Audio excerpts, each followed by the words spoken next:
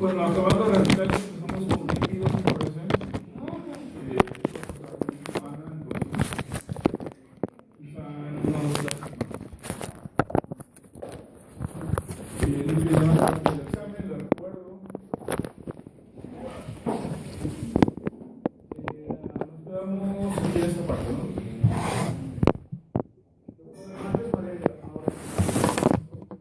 No sé.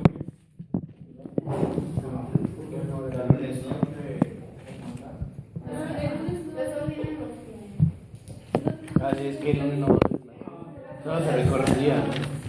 El lunes próximo, ¿no?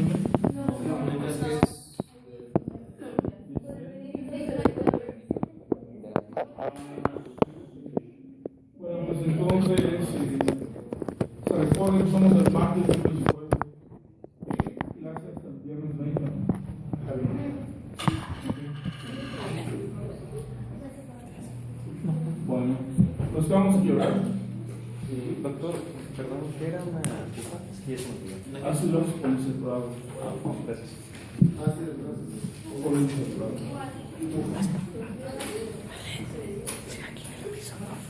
Sí, padre. Bueno, Saludita. Ya. ok, bueno, seguimos entonces.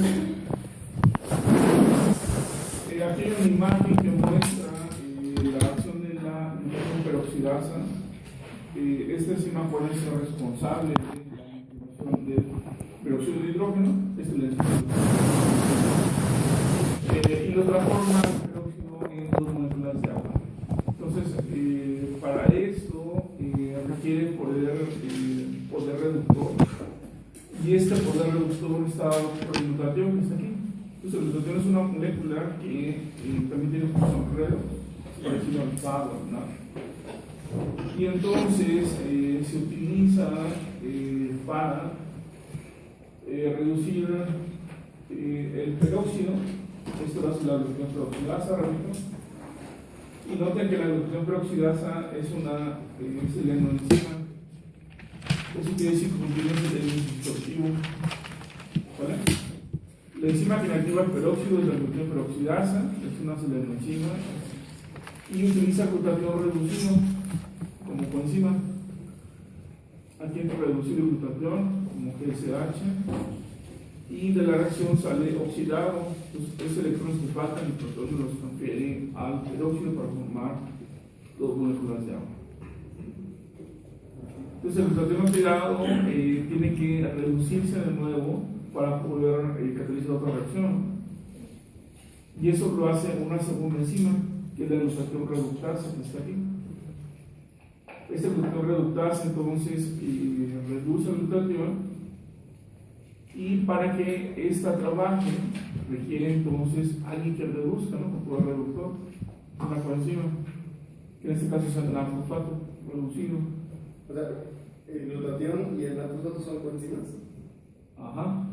El glutatión de la glutatión peroxidasa y el nafosfato de la glutatión reductasa.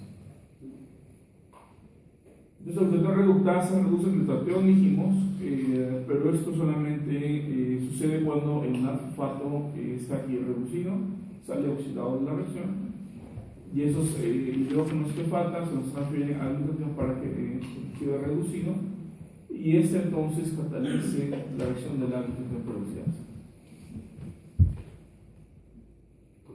Entonces, imaginarán que una adecuada fuente de este es necesaria para que este se esté trabajando, ¿no? Para que este se pueda reducir y ya no esté oxidado de otros compuestos. ¿Y esto dónde se produce, niños? Y es que entonces Ajá, la quirosis vocal. Bueno. Ok. ¿Queda claro esta parte? ¿No preguntas? Sí. Son dos enzimas, glutatión reductasa y glutatión peroxidasa. ¿La glutatión reductasa es importante que tiene FAT? Sí, tiene FAT en su sitio activo, como prostético. Este no entra en ensayo. Y requiere entonces riboflavina, que es una vitamina, ¿no? Y para una adecuada fuente de FAT. Esta requiere selenio, que es un oligoelemento. Oligo significa poco espacio. Entonces, esos elementos se requieren en cantidades pequeñas en el cuerpo, muy pequeñas, cerca del orden de miligramos o microgramos incluso. Y esta es una vitamina también que se requiere su ingesta para que las flavoenzimas como la reductasa funcionen. ¿Vale? Bueno, regresamos a los radicales.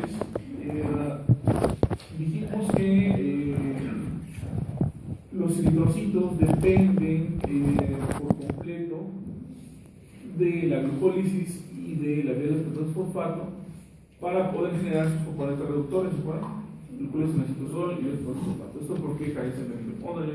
Entonces, dependen de estas vías para obtener componentes reductores. Y entonces, si se inhibe la vía del fosfato, se genera en consecuencia una disminución del fosfato reducido, ya que lo generen los eritrocitos. Y por consiguiente, las enzimas que lo utilizan, como la glucoreductasa, bajan su actividad, ya no son activas. Y entonces ya ven que inactiva el peróxido.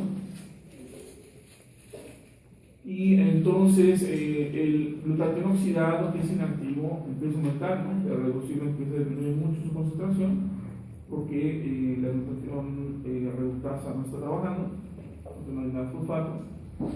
Y entonces el eritrocito en estas condiciones se vuelve sensible al daño oxidativo causado por el peróxido de hidrógeno. Esta es una condición también que puede generar ahí fragilidad en la membrana de los eritrocitos y esto se traduce en trombosis. Pero aparte de esto, de la disminución del fosfato reducido, sí, los oligoelementos que necesitan las enzimas para poder trabajar, y aquí me refiero al selenio de la riboflavina, si estos oligoelementos están deficientes, también se puede incrementar el daño generado por radicales libres. ¿Vale? ¿Cómo se acuerdan? Entonces, tanto el fosfato como los oligoelementos que forman parte del prostático de las enzimas. Bueno, y en este sentido hay una entidad clínica que vamos a revisar, generada por una enzima que es la citocromo 5 reductasa. ¿Ya la habían escuchado? Citocromo 5 reductasa. Sucede que esta enzima que está aquí es necesaria para reducir al hierro de Fe3 más, lo pasa a Fe2 más. Entonces, esta es una reacción redox, y aquí entra NAD reducidos al oxidado, los electrones los transfieren al hierro para dejarlo como Fe2 más. Y esta enzima requiere glutatión para poder trabajar, igual que la glutatión peroxidasa, ¿se acuerdan? Sí, glutatión reducido. Y el glutatión, dijimos, se reduce por glutatión reductasa, que utiliza fosfato reducido. Entonces, esta viene reducido, reduce el glutatión y se oxida. Y este, junto con el NAD reducido, reducen al hierro. Y entonces ya el fosfato se oxida. Y recuerden haber los fosfatos donde la G6PD lo regenera y reduce otra vez al fosfato. Y esta enzima lo que hace es generar cetofosfogluconato a partir de glucosa 6-fosfato. Entonces el AXO utiliza esta enzima. Y entonces dijimos que la citocromo 5 reductasa, estamos hablando, la enzima en cuestión, genera la forma ferrosa a partir de la forma férrica que está aquí, o sea, lo que reducen, este está oxidado, este está reducido, y sucede que esto es importante en el caso de la hemoglobina, porque la hemoglobina oxidada, en forma férrica, no transporta oxígeno en forma eficaz, entonces tiene deficiencia ahí para unir oxígeno. La hemoglobina tiene que estar reducida para poder aceptar oxígeno en forma normal. Y en esta situación, cuando está oxidada en forma férrica, se le llama metahemoglobina.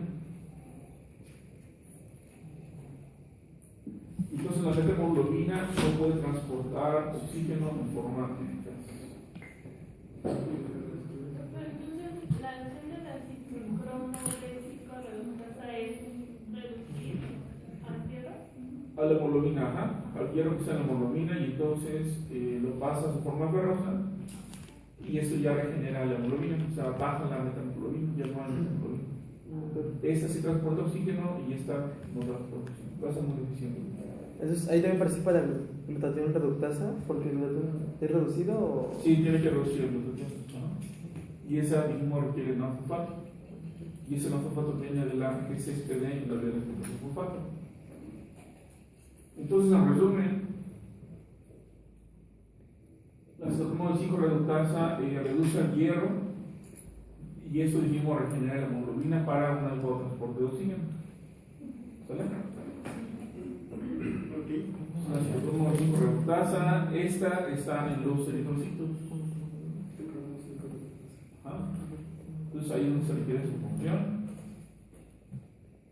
Y esto no se ve muy bien, pero es la reacción que les decía. Aquí está la metahemoglobina, aquí está el hierro oxidado,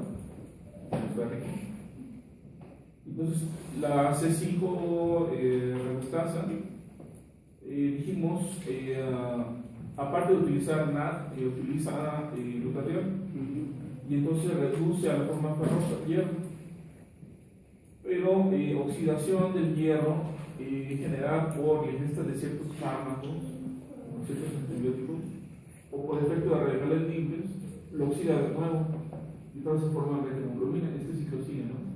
Entonces esta enzima lo regenera. Entonces, un efecto en la enzima, en la citocromo 5 reductasa, o un aumento en los radicales libres en su generación, produce como consecuencia un incremento en la concentración de metahemoglobina, y eso se conoce como metahemoglobinemia. Es una patología. ¿Tiene dificultad entonces para funcionar? Por accionar los tejidos. Pero sí, o sea, ¿tienes que es deficiente de oxígeno? La hemoglobina ya no es afín al oxígeno. Pero poco. Poco. No deja de ser así. No deja de ser afín por completo, pero si es mucha el problema, sí hay incluso muerte de los.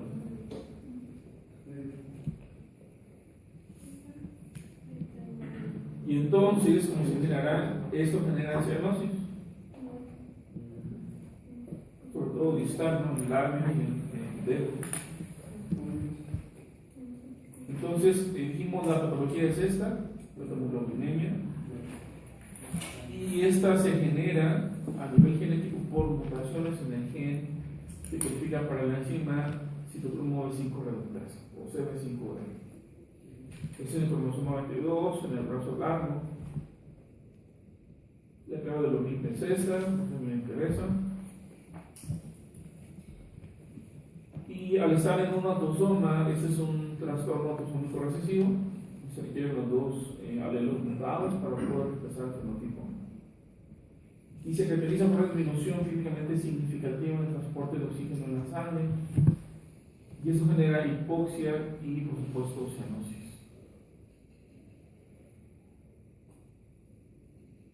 Básicamente hay dos tipos de esta patología, el tipo 1 y el tipo 2. El tipo 1, la enzima está afectada solamente en los eritrocitos, que son los más sensibles a esta mutación.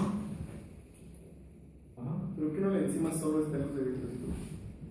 No, también están los demás tejidos en la retina, pero se expresa mucho más en los eritrocitos. Pero no se limita a los eritrocitos. También están los tejidos. Entonces, aquí se genera que el fenotipo de estos pacientes, el tipo 1, se desencadena cuando hay ingesta de antibióticos, por ejemplo, o cuando hay una situación que aumente la generación de radicales libres, ahí puede aparecer cianosis. Y el tipo 2 de la metamoglobinemia implica deficiencia a nivel de los microsomas. y esta es generalizada, pues afecta a los tejidos corporales. Aquí sí hay muchos problemas, usualmente aquí se asocia con retraso mental, con los problemas en neurodesarrollo, debido a que es crónico este trastorno.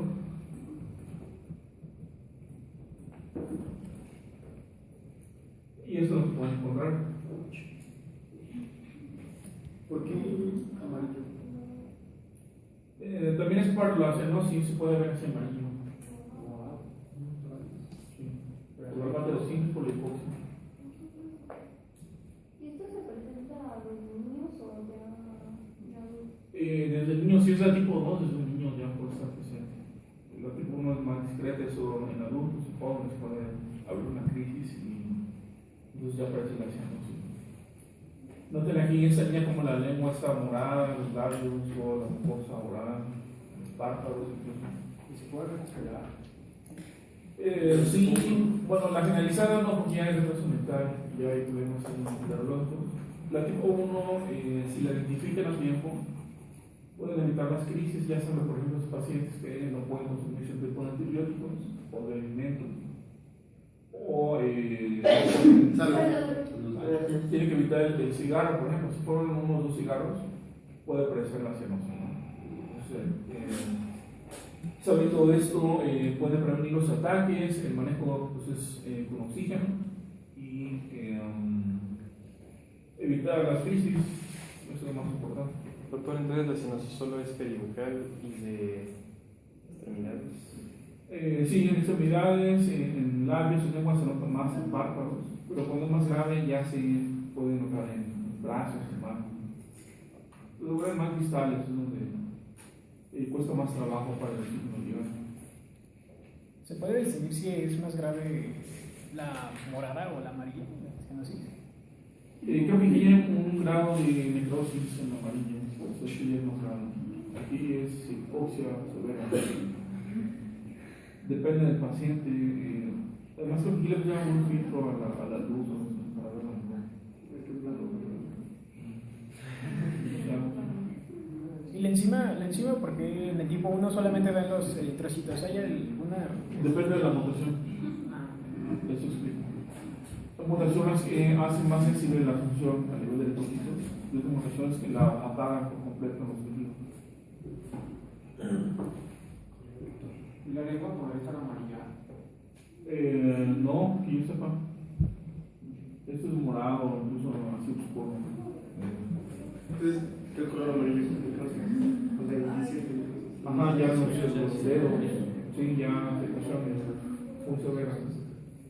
Doctor, entonces me imagino que esto también causa disminución de actividad física, ¿no? Por ejemplo, o sea, de la capacidad para hacerla. Sí, la capacidad de obvia, pero esto se refiere más, decía, cuando hay un desencadenante. Alguna enfermedad, por ejemplo, hepatitis o ingesta de algún fármaco. Una persona puede estar así como sana, entre comillas, hasta que le dé hepatitis o se eche un fármaco. Y se da cuenta que ya posiblemente murió un niño. En el tipo. Bueno, vamos a hablar de los radicales.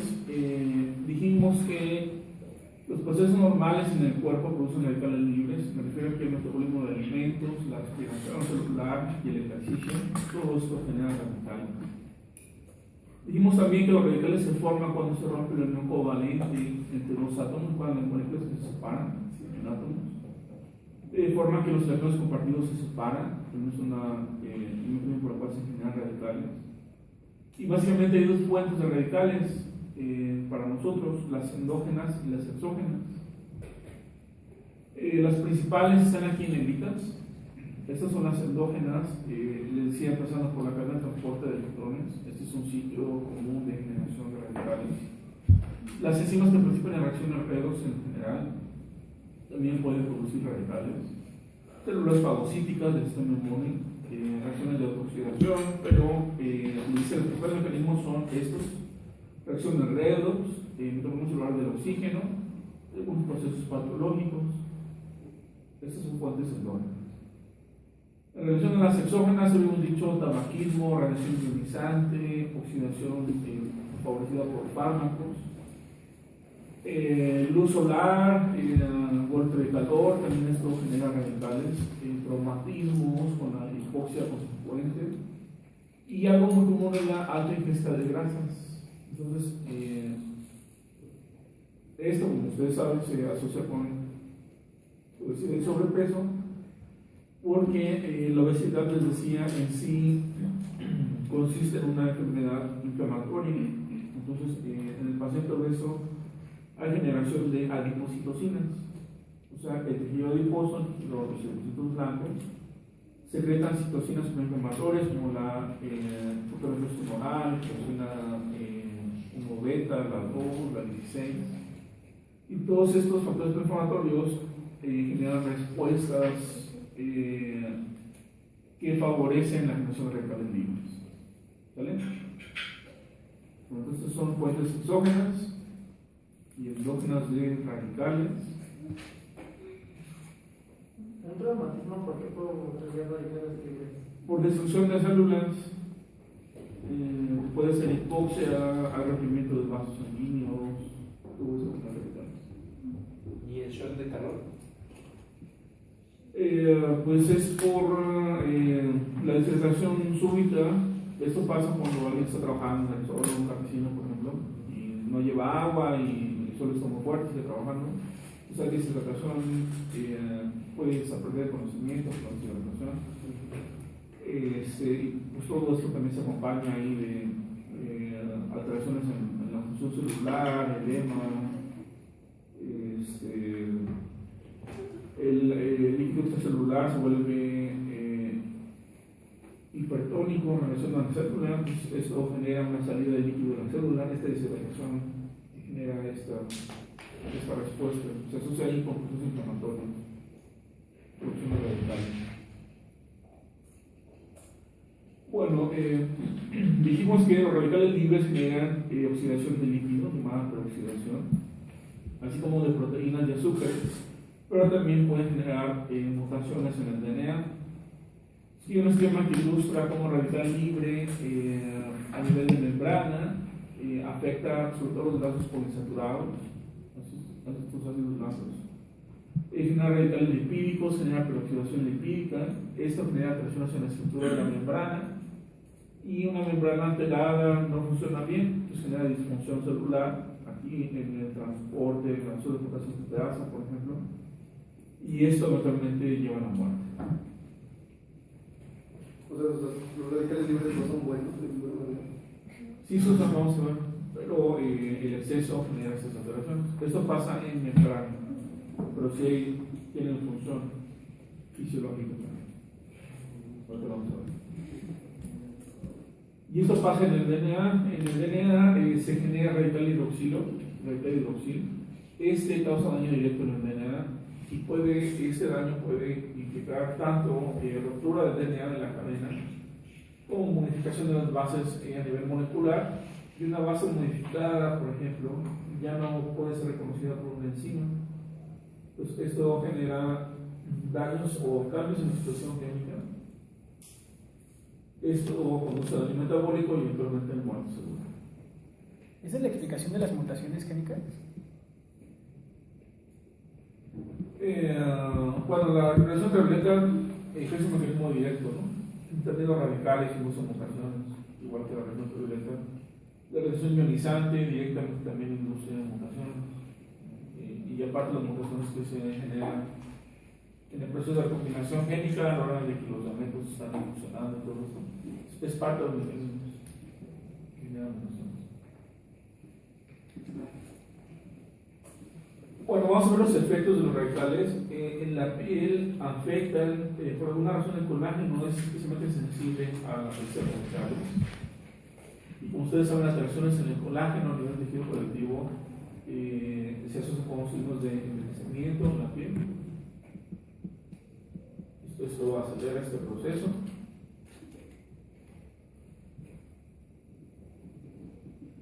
En articulaciones también afectan al colágeno y a la elastina.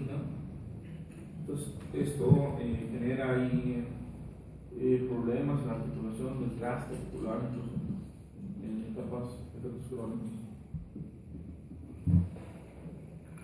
A nivel de la retina, genera daño porque en este tejido hay muchos ácidos grasos omega 3. Entonces dijimos que los radicales les gusta oxidar sobre todo a los PUFA, a los poliinsaturados. Entonces, por esa razón, la retina es un tejido especialmente vulnerable a estos radicales. ¿Sería el arco corneal o arco senil? Arco senil, no sé. Es un acúmulo de grasa. No, eso pasa en la retina. La retina para trabajar normalmente requiere mucho omega 3 en la estructura, normalmente. Entonces la presencia del exceso de esos grasos favorece ahí el daño. Este es un problema común en los ojos. Si han escuchado, bueno, usualmente los recién nacidos prematuros. Entonces, la razón es frecuentemente tienen hipoxia porque hay un problema ahí con el factor de maduración. Para el agente surfactante, ¿recuerdan? ¿Saben esto? Sucede que el agente surfactante es el que genera reacción negativa peura, o sea, es el que los peuras tengan. Entonces, este agente surfactante se desarrolla a nivel embrionario hasta las últimas semanas de la gestación. Entonces, un recién nacido prematuro generalmente tienen deficiencia en este factor surfactante. Entonces, una de las consecuencias de la prematurez es estrés respiratorio o incluso hipoxias debido a esto. Sí, pero no debemos. De hecho, para evitar esto, los ginecólogos, cuando van a hacer una cesárea o cuando hay amenaza de parto pretérmino, inyectan algo que es un corticoide. Este corticoide induce la síntesis de factor surfactante. Entonces, por ejemplo, donde se metrazona algún corticoide de ese tipo, se inyectan a las embarazadas, incluso hasta un día antes, 2 horas, días antes de la cesárea, o si ya está con amenaza de parto pretérmino, también se puede utilizar para inducir una maduración pulmonar mayor, acelerada en los pacientes como en el chamaco. Entonces, cuando nace recién nacido prematuro, aparte de que le dan su corticoide a la mamá para que se busque el surfactante, lo común es darle oxígeno al niño, ¿no? Le ponen sus puntas de oxígeno, incluso una máscara cuando nace en la incubadora después del parto. Pero se ha visto que el oxígeno en posiciones altas, a presiones arriba de 90, por ejemplo, induce ceguera en el recién nacido, y de hecho ya se observa espontáneamente.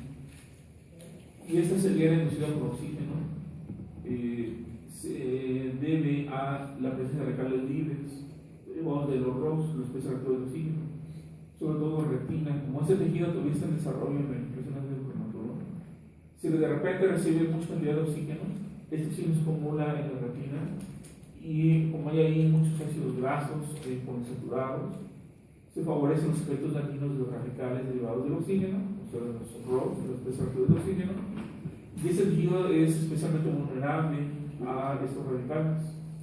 Entonces, la hiperoxia, los niveles elevados de oxígeno en el recién nacido, sobre todo los prematuros, se asocia con ceguera permanente. Este es un daño, esta es una iatrogenia, de hecho, porque la ocasionó el médico al darle tanto oxígeno, pero es algo que tiene que tener en mente para los recién nacidos. ¿De qué tanto se comida? Si hay recién nacido prematuro le da mucho oxígeno por un tiempo, horas, es muy probable que no hay problemas con la retina. Pero a lo mejor no ceguera, pero sí daño ceguera. ¿Y les puedes calificar como negligencia médica en caso de que... Sí. Una concentración menor de oxígeno se Debe bajar la concentración o realmente si no lo necesita, pues no gasten. Pues hay signos que ahí te dicen, por ejemplo, ver la saturación de oxígeno en sangre, estamos monitoreando esto. Y si ya se justifica, pues ya gasten, o presiones bajitas, 50, 60, algo así. Tengan cuidado con esto, ¿no? Después van a las consecuencias de la ceguera. Bueno, esto es inducido por radicales. Solo en la recién nacido, ¿verdad? Sí, en la prematura. Ya en el adulto no pasa. Ya la capacidad de manejar los estudios. Entonces, una pregunta. Ajá. ¿Cómo digo que se llamaba la hormona que se inyectaba? Bueno, el corticoide que se inyecta a la madre. Sí, bastante. Y cuando nace tiene más surfactante, pero no oxígeno. Sí, como como es prematuro, la capacidad pulmonar está reducida, entonces tiene problemas en estar respiratorio. Y muchas veces le dan oxígeno, pero no es cuando le dan mucho, por la.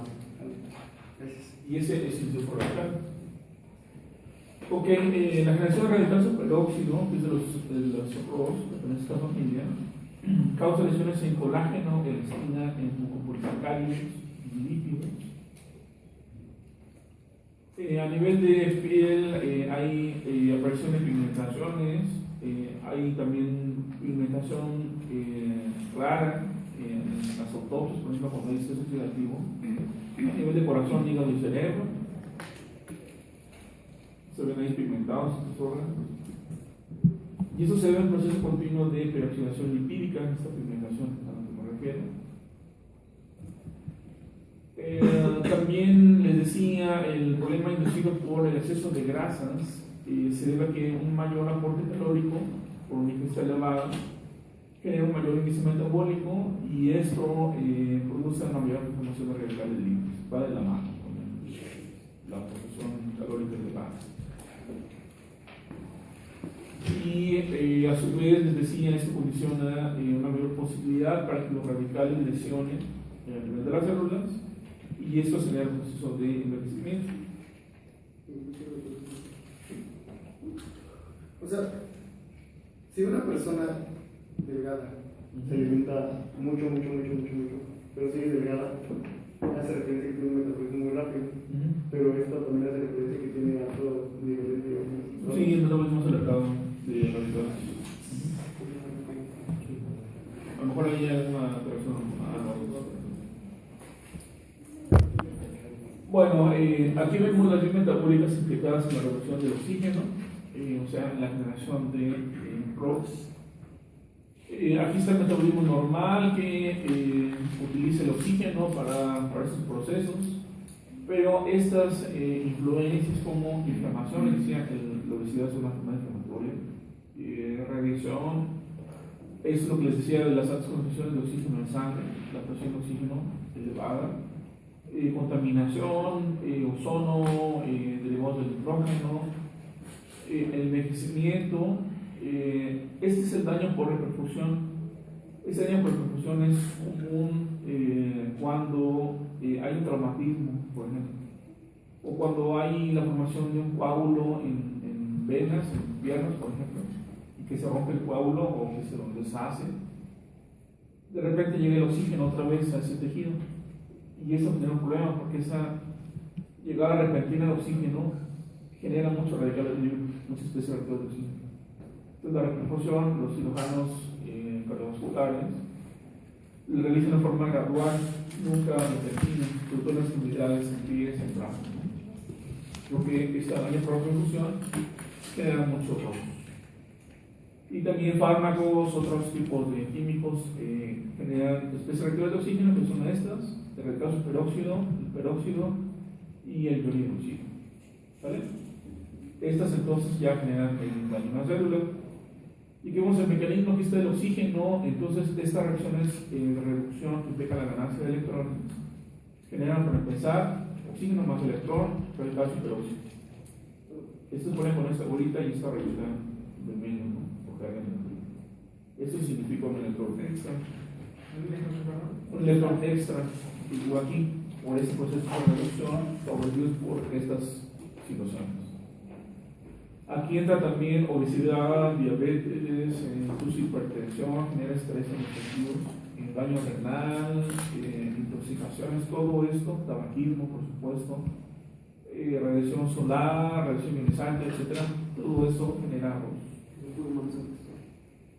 aquí tenemos ya radical superóxido, más otro electrón, más otros dos protones, genera peróxido de hidrógeno. Y este peróxido tiende a ser inestable, hace parte. en dos hidroxilos que están acá. Cada uno se lleva un oxígeno, pero queda como radical hidroxilo, que es este. Eso cuando gana un electrón más. Y ese electrón más se va aquí con el radical y aquí genera un radical también hidroxilo. Y entonces entra otro electrón más, entra un protón más y ya se generan dos moléculas de hidrógeno con el oxígeno que forman agua y esto ya para la generación de estos radicales. ¿Sale? Eventualmente llega aquí a formar agua. Pero en el proceso todos estos que se generan aquí son los que generan la alteración a nivel de membranas, DNA, proteínas, etc. ¿Bien? Aquí otra imagen que muestra las fuentes de ROS. Estas son fuentes endógenas. También hay otra entidad aparte de los ROS. Estos son los RNS. Bueno, no se puede pronunciar esto, pero estos, ¿saben qué son? De nitrógeno. De nitrógeno. Reactive Nitrogen Species. Especies reactivas de nitrógeno. Como el óxido nítrico, que también es un radical, aunque tiene función fisiológica, lo que es NO. Bueno, entonces dijimos para empezar el transporte de electrones. Esta es una fuente constante de radicales, a nivel de mitocondria. Eso, repito, es inevitable, ¿no?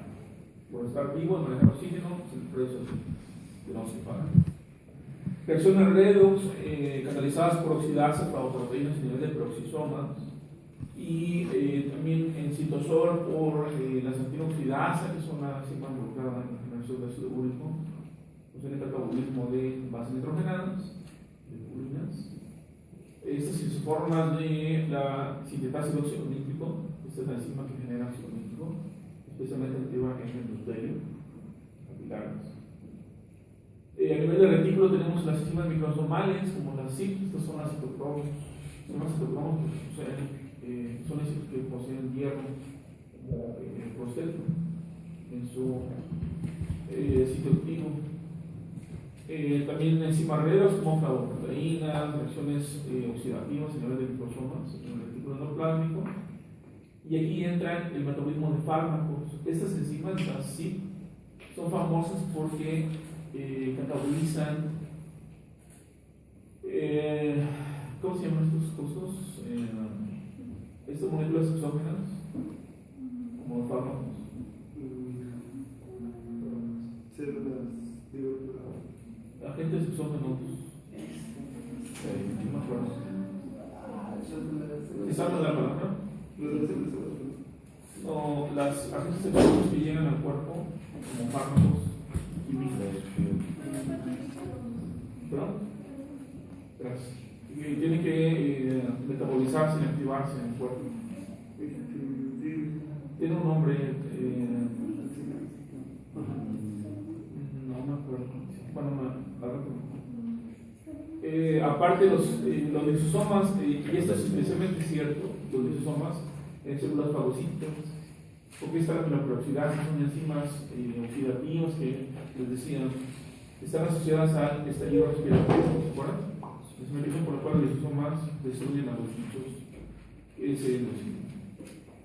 Y también la presencia de metales de transición como el hierro, el cobre, dijimos, favorece la generación de ROS porque el oxígeno, dijimos, oxida rápidamente el hierro. ¿Vale? Bueno, aquí vemos a la mitocondria como fuente de ROS. Les decía, es uno de los principales sitios donde se genera. Aquí está la matriz mitocondrial, membrana interna, espacio intermembrana y membrana externa. Está el citosolar. Entonces aquí está la cadena de transporte de electrones, complejo 1, complejo 2, complejo 3 y 4. Y aquí están los sitios de generación de ROS. El citocromo C, el complejo 3, el complejo 2, el complejo 1 y también el 4, que no está aquí marcado. Son fuentes, bueno, prácticamente todos los complejos. Sí, No nos faltó lo ubiquinón aquí, pero hasta el complejo, el citocromo C, y genera ROS. Estos al estar pasando prácticamente estos electrones.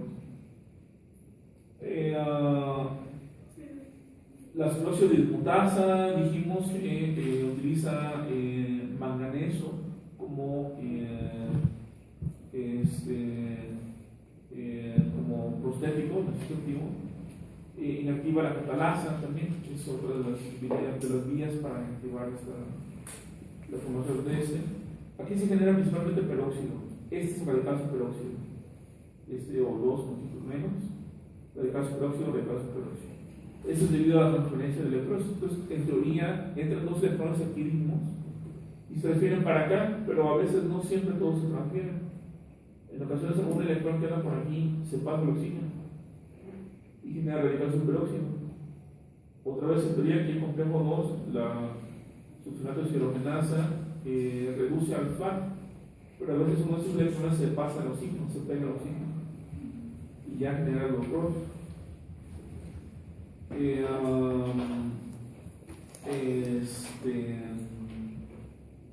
Bueno, esto es lo mismo, son las definiciones de los complejos.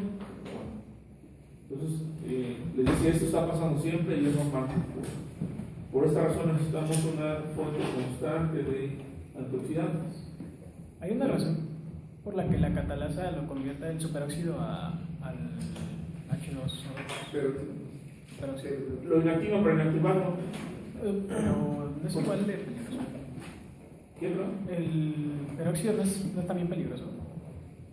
Sí, y se la activa por la catalasa. Le da agua más oxígeno. Sí, la catalasa se activa. Y esta de.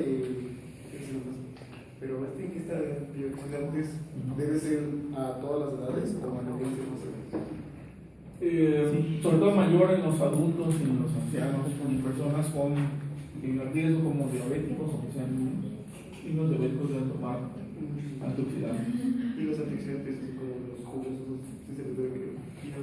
Sí, esto que no se hace mucho en los niños diabéticos, muchas veces uno no.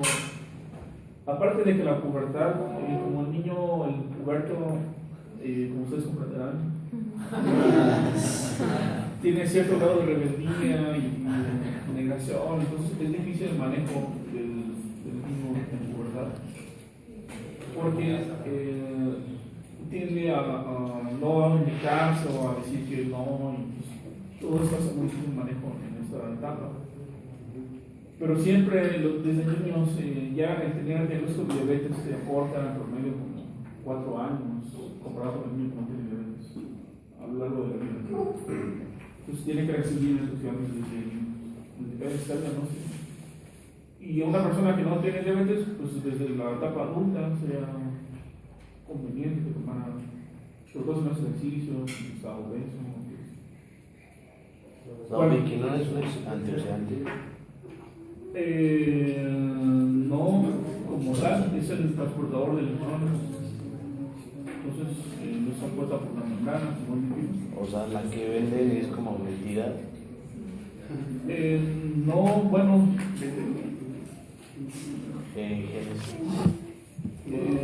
Pues simplemente podría servir, pero para que llegue intacta la membrana de la mitocondria, no creo que sea muy fácil por la división. Bueno, no mañana.